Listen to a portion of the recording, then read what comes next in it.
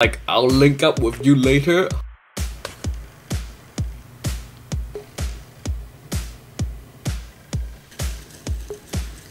SGC here! Today's video is a movie review on Safe House. This is the safest house in the world from all things evil. So, short intro! Director's name is Daniel Espinosa. He's a Swedish director, and from his Wiki page, it seems like this is his debut American film. Safe House is 117 minutes long, which is just under 2 hours.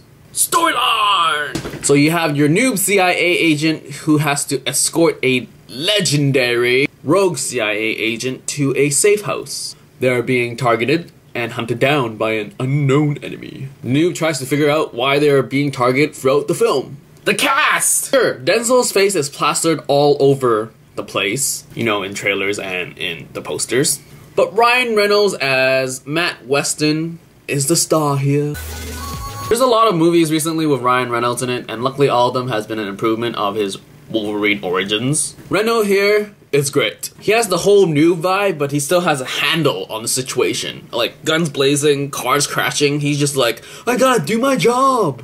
Oftentimes when movies have noobs as CIA agents, I forget they go through all the training at the farm, so in actuality, these noobs are more adequate than your normal police officer. I mean, we believe that John McClane did everything that he did, and he was only a cop. So believing a noob CIA agent can do all things, not that big of a stretch. Reynolds is involved in some crazy action scenes, and it's believable. I mean, his hand-to-hand and his driving scenes are pretty cool. His development from a noob to I really gotta man up really shows through, and this is really a Ryan Reynolds film more than a Denzel Washington one. So, Denzel Washington is next, and he is Tobin Frost. Last I saw him was in Unstoppable, and wow, again, he's working with a noob. But he plays a much more arrogant character here compared to the Train movie. He's the rogue CIA agent that sells info to the enemies, and he's legendary because he's just such a boss. Denzel, for me, delivers on the level of how he handles his dialogue, like how he talks and how he announces things as Denzel Washington for me. Unfortunately for me, his action counterpart here is way of a priority than his delivery of his lines. He totally fits the bill of boss legendary as his action scenes and how he handles the situation. I just wish he talked a bit more. Next we have Brendan Gleeson as David Barlow, Reynolds' handler. Last I saw him was in Green Zone, and again he played the handler sort of type character. He's pretty much a same character in my opinion here. He's the management team of this movie. He's trying to figure out why Reynolds and Denzel is being targeted. There isn't much acting from him per se, and seriously, he tries to be way too nice. Next, we have Veera Farmiga as Catherine Linklater. Seriously, who thinks about all these last names? I mean, like, from Chronicle, we got something letter as a last name? Is it, I don't know, so weird. Linklater? Like, I'll link up with you later? Ha ha ha ha. That was bad. Anyway, she is another part of the management team. Last I saw her was in Source Code. Again, she was in the management team. I mean, wow, people are just sort of different movies, same role.